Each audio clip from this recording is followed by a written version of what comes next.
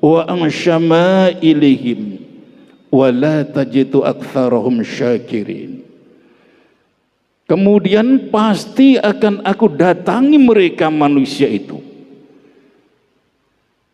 di depan mereka, dari belakang mereka, dari kanan mereka, dari kiri mereka, dan engkau tidak akan menjumpai mereka bersyukur.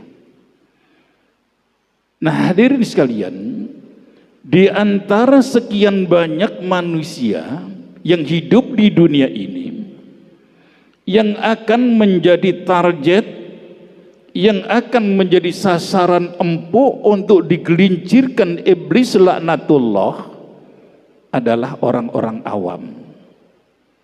Orang-orang yang tidak memiliki ilmu agama, yang lemah ilmu agamanya, lemah ibadahnya, dan lain sebagainya. Nah, caranya bagaimana? Yang pertama, kita akan dibisikin oleh iblis, jangan mau menuntut ilmu agama. Jangan mau menuntut ilmu agama, karena kalau kalian bisa memahami ilmu agama, maka akan digelincirkan. Nah, Bapak Ibu sekalian, tipu daya iblis ini sudah masuk. Banyak orang-orang yang hidup di dunia ini yang kemudian malas mencari ilmu agama. Akibatnya bagaimana? Jadilah orang-orang awam yang mudah digelincirkan oleh iblis. Karena itu, ini nasihat untuk kita semuanya.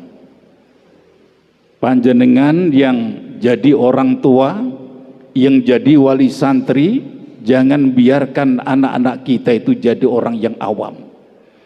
Kalau itu terjadi, pasti nanti akan menyesal. Hampir tiap hari di Indonesia ini ada kasus anak yang membunuh orang tuanya sendiri. Hampir itu tiap hari terjadi. Dan rata-rata yang membunuh itu adalah karena anaknya ini awam, Pak. Bodoh soal ilmu agama. Karena itu Imam Malik itu pernah berpesan begini, ada 4 kelompok yang kita tidak boleh mengambil ilmu dari mereka. Catat baik-baik. Ada 4 kelompok yang kita dilarang keras mengambil ilmu dari mereka. Siapa mereka? Yang pertama adalah orang-orang yang bodoh. Jadi tidak boleh kita mengambil ilmu dari orang yang bodoh. Apa yang bisa dilakukan oleh orang-orang yang bodoh, nggak punya ilmu? Nggak punya ilmu kok dia bicara, pasti dia akan menyesatkan. Yang kedua, kita dilarang keras mengambil ilmu dari orang-orang yang suka berdusta, suka mbujui, suka ngapusi, nek ngomong niku mesti berbohong. Kelompok ini kita tidak boleh mengambil ilmu dari mereka. Suka berdusta. Yang ketiga, kita dilarang mengambil ilmu dari orang-orang yang nuruti hawa nafsu dia. Jadi hidupnya ini hanya nuruti hawa nafsu saja. Karena nuruti hawa nafsu, akhirnya seringkali dia melakukan dosa dan kesalahan. Bendino bentem, bendino tawuran, bendino main judi, cuman nuruti hawa nafsu. Karena itu tidak boleh kalian berguru kepada kelompok ini, nggak boleh. Banyak melakukan dosa dan kesalahan. Kelompok yang keempat adalah orang-orang yang tidak faqih. ngomong agama padahal dia nggak paham soal ilmu agama. Halal haram saja dia nggak paham. Ngomong sholat tapi dia sendiri nggak sholat. Ngomong puasa tapi dia sendiri nggak pernah puasa. Nggak paham dia.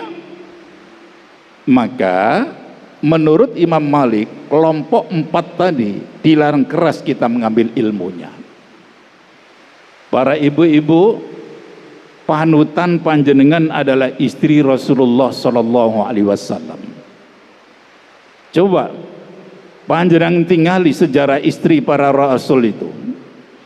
Di antara keutamaan istri Rasulullah itu, mereka sangat rajin menuntut ilmu agama. Itu istri para Rasulullah.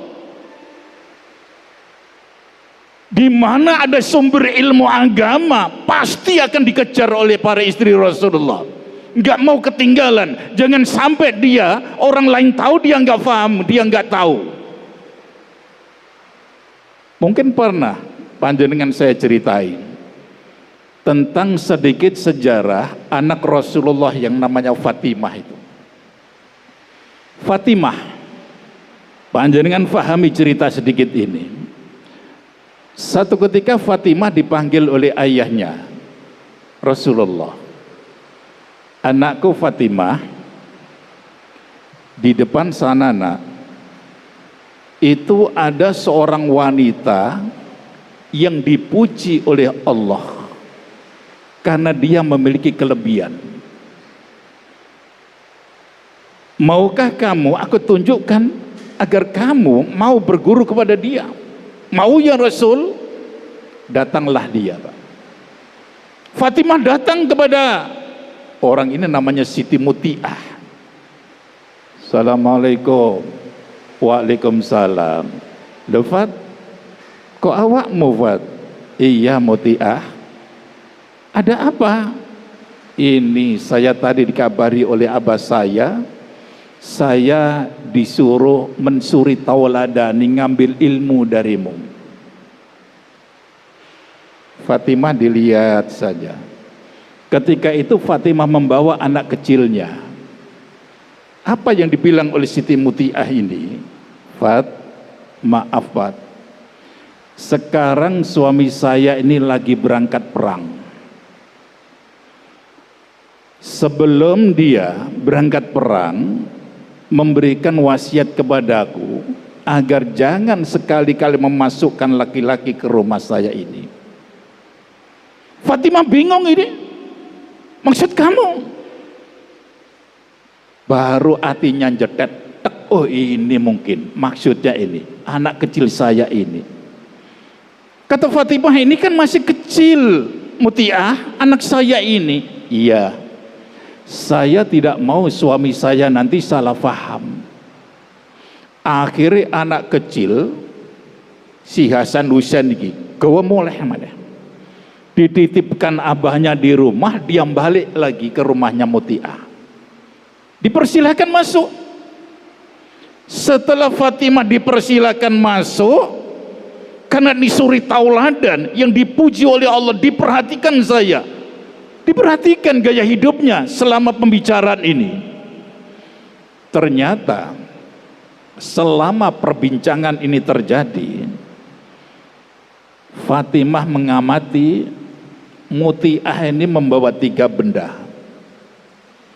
3 benda ini, yang pertama adalah handuk kecil, yang kedua kipas manual itu yang 1000-an 2000-an, yang ketiga adalah rotan penjalin. Dilihat saja. Akhirnya Fatimah ini tanya kepada Muti'ah, Muti'ah, mohon maaf sebelumnya, saya perhatikan kamu tadi kok mondar-mandir ke sana kemari dengan membawa 3 benda itu. Apa sih maksudnya? Oh iya, ini benda 3 ini maksudnya handuk ini, handuk kecil saya ini, setiap kali suami saya itu pulang pasti akan aku lapis semuanya keringatnya sampai bersih. Subhanallah. Terus kipas ini selama suami pulang, setelah saya bersihkan keringatnya, saya buka baju dan saya kipasi sampai beliaunya terlelap tidur. Terus rotan ini nanti setelah kami makan bareng-bareng, akan aku serahkan rotan ini kepada suamiku. Suamiku, jikalau hari ini pelayananku tidak memuaskan, tolong cambuk saya dengan rotan ini. Tolong saya cambuk dengan rotan ini. Terus selama ini kamu pernah dicambuk? Alhamdulillah tidak. Coba, yang hendak saya katakan, anak seorang Rasul yang solehah, yang ahli agama saja, ketika ada satu sisi orang lain lebih baik, dia disuruh mencari ilmu, mengambil ilmu darinya. Itu anak seorang Rasul. Jadi kita juga begitu, Pak. Cari ilmu sampai kapanpun. Bahkan sebelum kita wafat, kewajiban mencari ilmu itu tetap melekat. Panjenengan yang sudah sebut, jangan dikira bahwa panjenengan harus berhenti cari ilmu, tidak, sampai kapanpun. Dan ulama-ulama zaman dulu, Pak, biasa kelaparan, kehausan dalam rangka mencari ilmu agama. Pernah saya sampaikan, kalian mondok ini, Pak, adik-adik kecil, anak-anakku semuanya, itu enak, Pak. Melihat situasi dan kondisi ini sangat enak. Kamar nggak jauh dari masjid, sumber ilmunya, sekolahnya juga di lingkungan sini. Saya yakin minuman kalian juga banyu mateng, bersih. Saya dulu ketika mondok itu, selama saya mondok nggak pernah, Pak, ngombe banyu mateng, itu nggak pernah. Yang saya minum sampai bertahun-tahun itu air dragon itu, komponan dragon itu langsung dikokop sama mulut-mulut santri itu, padahal itu asli air mentah itu. Saya inceng di dalam dragon ini, neyengnya luar biasa, Pak, karaten itu. Yento selama mondok gak ada ceritanya santri wetengi senep itu, gak ada. Allah selamatkan. Padahal yang diminum para santri itu asli banyu mentah, langsung dari dragon. Coba, dari sisi ini ilmunya manfaat, Pak. Bisa ngajar semuanya, bisa memberikan nulari ilmu kepada adik-adiknya. Kalian juga begitu, jangan gampang menyerah. Jangan gampang menyerah. Mondok, males aku, Bu, mondok ngopo mangan iga enak omah. Akhirnya mutung gak mondok. Lu rugi. Kalau sudah mutung gak mondok, males mondok gara-gara makanan minuman, ini berarti orang ini sedang dijerumuskan oleh setan. Macam tadi, dijauhkan dari ilmu agama, dikileni oleh setan. Gak usah mondok, kon melarat mondok iku engko.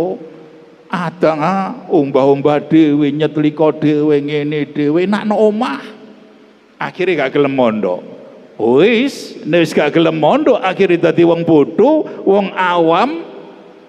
Nyesel dah, nyesel dia, yakin nyesel. Mudah-mudahan penjelasan singkat ini manfaat. Aku qouli hadza. Assalamualaikum warahmatullahi wabarakatuh.